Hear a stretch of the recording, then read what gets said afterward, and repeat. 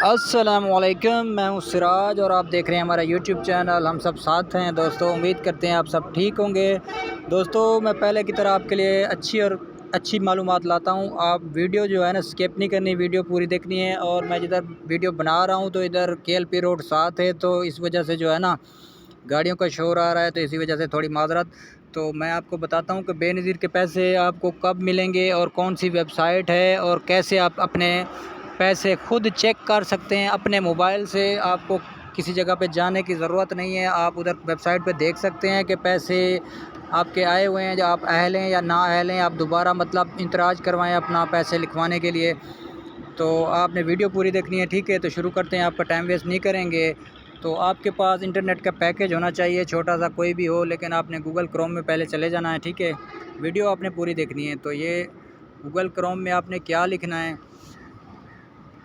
8171, ये देखें 8171 मैंने लिख दिया।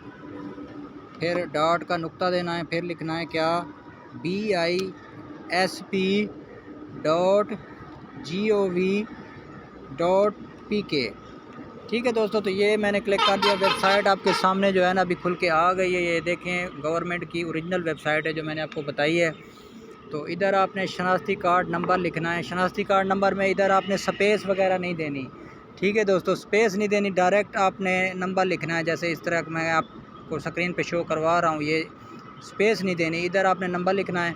और नीचे तस्वीर में दिया गया कोड, तो इधर तस्वीर में दिया गया कोड कौन सा अभी शो हो रहा है मेरे पास, 4953। तो ये इसी तरीके से आपने यही कोड दे के मालूम करें पर क्लिक कर देना है, ठीक है।